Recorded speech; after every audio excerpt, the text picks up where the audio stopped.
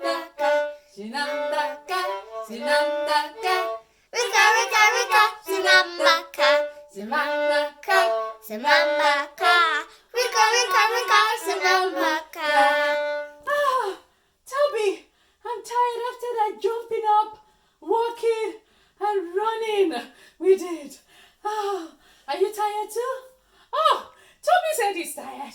Kids, are you tired of the jumping and running? That was a good exercise. Toby, are you still ready to join me to read? Oh, Toby said yes. Are you ready to? Come on board, let's go read. Oh, Toby, that was a long dance. Oh, did you enjoy that? Kate, Toby wants to read now, and I'm still catching my breath. That song we sang is from Swahili. He just says, stand up, run, walk, and that's all he's just saying. I hope you had all the exercise like me.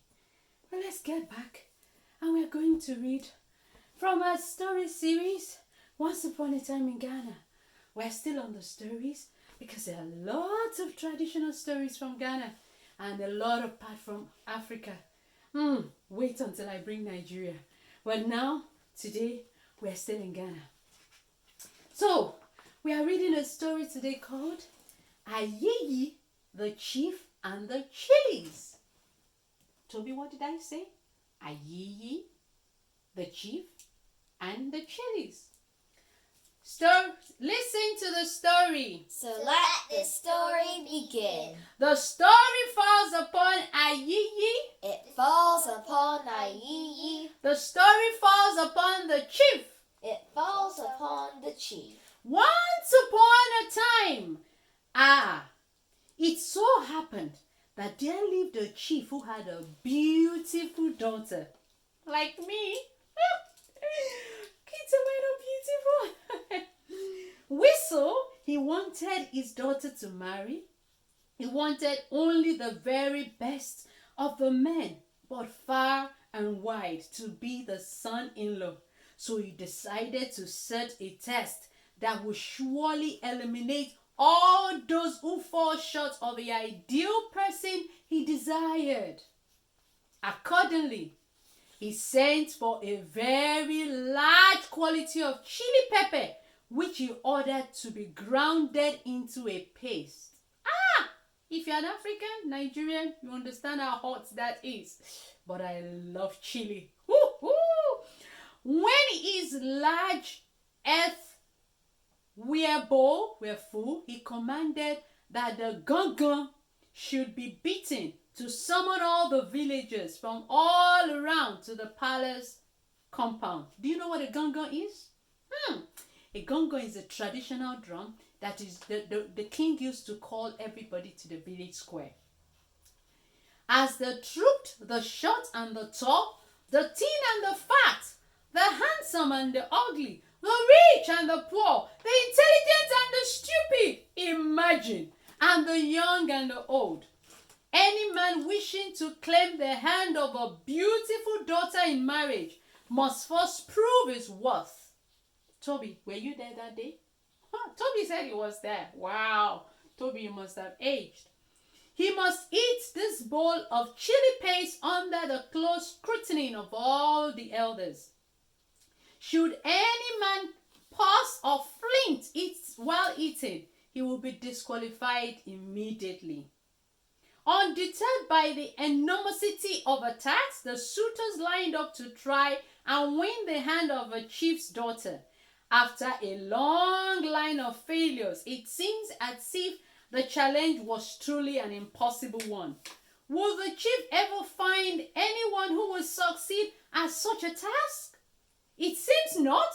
The air was thick and menacing with failures and despondence when all of a sudden they heard, "Let them be silent!" Stepping forward, bold as ever, Ayiyi went on to ask the chief, "Is it true that you don't know how to make sulking or hissing around?" "Yes, that's true," answered the chief, presumed by Ayiyi's sudden appearance in his royal compound. Kids, want to know what Ayiyi is? I will tell you later. Would you like to be able to make the sound that everyone else can make? Of course I would. The chief should be able to do everything. Will you allow a competitor to sing while he attempts to eat the chili pepper paste? I can see no objection to that, replied the chief, still bemused. So Ayiyi took the bowl of chili paste and started singing. We are all saying s. Yes, we are all saying s. Big men say z. Small men say z. Rich men say z. Poor men say z. Young men say z. Join me, Toby. Old men say z. Brothers say z. Sisters say z. Lion say z. Monkey say z. Chief say z. Ayiyi says z. We all say z. Yes, we say z. And he sang, inhaling and exhaling deeply with every z. Ayiyi ate every last mouthful of chili paste.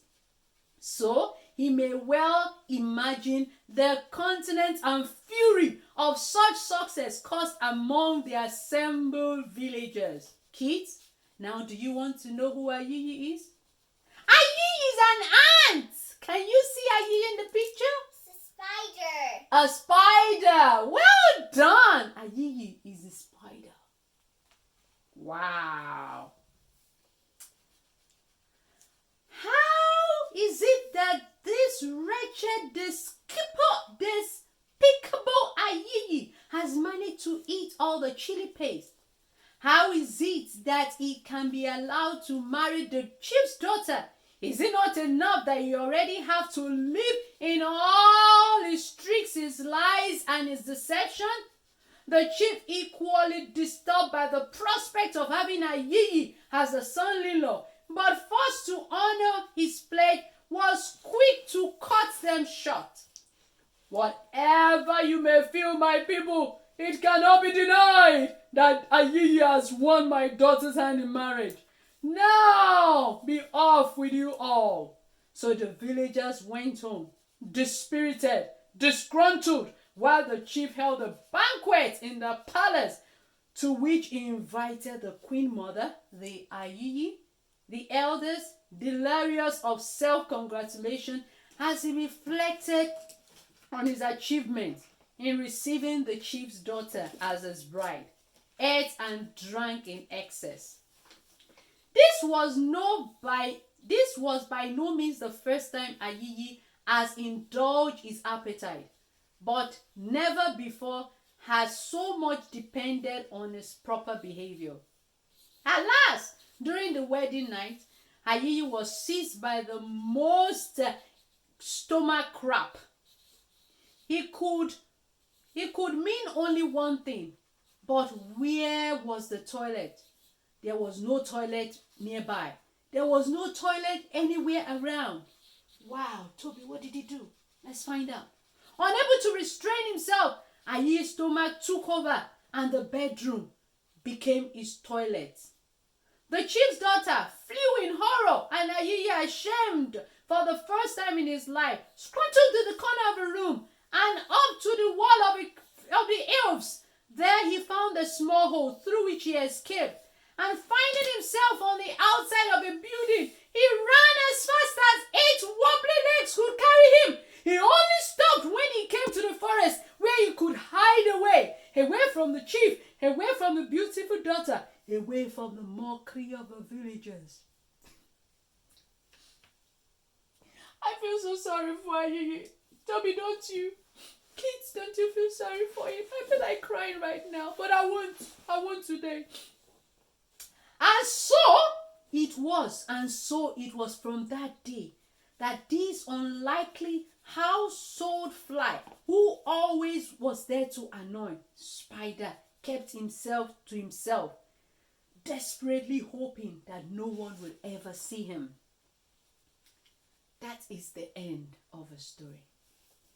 An old woman told me that this story on my way here to meet you. Is that so? Then long may your tongue be oiled. Long may your ears be greased, oh little children.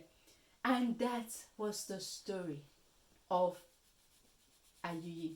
What lesson did you learn today? Toby, can you tell us what lesson you learned? Children, what lesson did you learn? I learned that we shouldn't eat too much.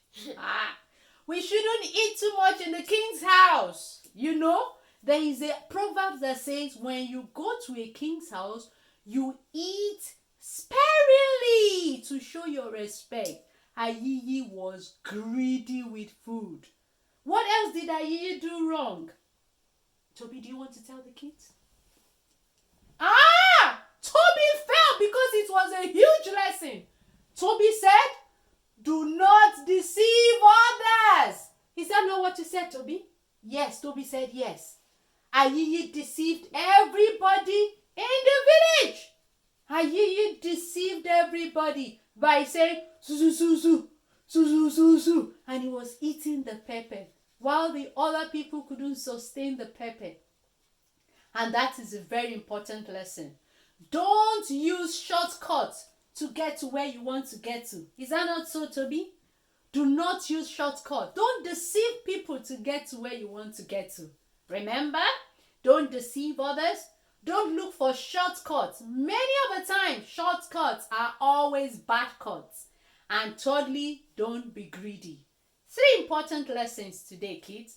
And I hope that you come back next time as we read another beautiful African story. But before we go, kids, did you draw anything today? Do you have any work of art? I would like you to show me. Like some of the kids I have around me have drawn. Wow! Look at that! Somebody drew the princess, and they drew the chief, and they drew Ayiyi, the greedy spider. And look at the chili pot. Wow! And all the Kids, did you draw anything? Let me see. Is there any other person that drew something before we leave? I'm not ready. I just need to finish this. Oh, if we are going to wait for you, we'll stay here forever. And so, until next time, if you want to see the story, the pictures the other kids drew, maybe I will post it. But we'll see you next time again on Reading with Joan. See you and bye-bye. Bye.